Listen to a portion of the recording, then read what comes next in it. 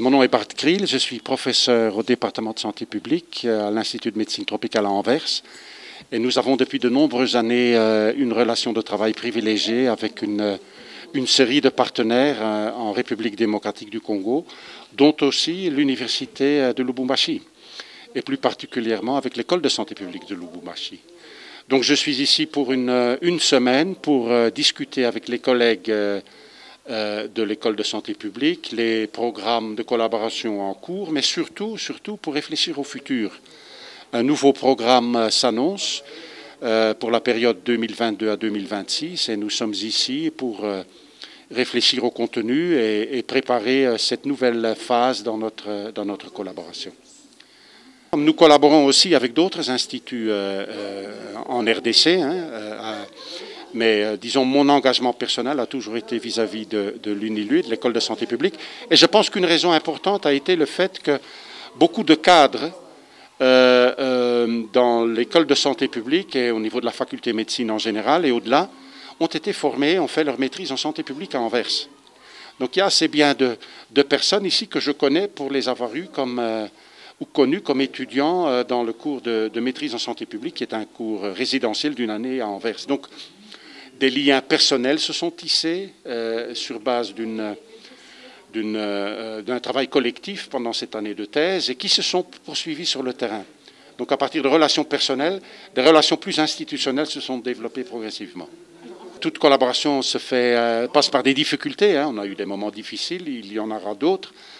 Et la chose n'est pas facile. Le contexte du secteur de la santé au Congo n'est pas un contexte simple. Mais oui, dans l'ensemble, je pense que nous avons fait du bon travail et nous avons l'ambition et la volonté de continuer à le faire dans le futur. En partenariat, j'insiste sur le partenariat, un partenariat égalitaire. Nous ne sommes pas là pour dire ce que vous devez faire. C'est des choses qui se décident en commun, on identifie en commun les priorités. Et puis il faut faire face, bien sûr, à toutes les contraintes. Mais cette collaboration m'est chère. Je pense qu'une des réalisations qui me vient tout de suite à l'esprit, c'est le programme RIPSEC que nous avons développé ensemble avec l'École de santé publique. Renforcement institutionnel pour des politiques de santé basées sur l'évidence au Congo. RIPSEC, qui était un programme financé par l'Union européenne, où l'ESP a pris le lead dans la gestion avec d'autres partenaires congolais, mais aussi avec l'École de santé publique au Maroc. Et dans ce cadre-là, une des réalisations a été la création à Kinshasa d'un centre de connaissances en santé, le CCSC, Centre de connaissances en santé au Congo.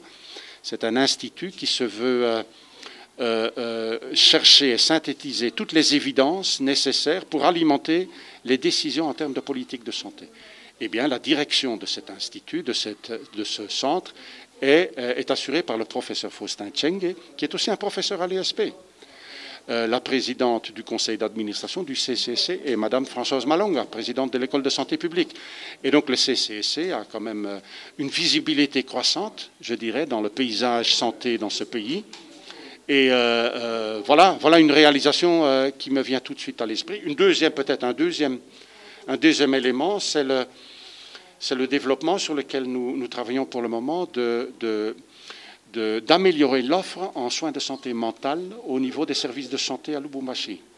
Nous voulons faire de recherches, nous sommes en train de préparer des recherches pour voir comment on peut davantage intégrer dans les services de santé existants, publics et autres, une offre en santé mentale qui manque aujourd'hui cruellement au niveau des services modernes.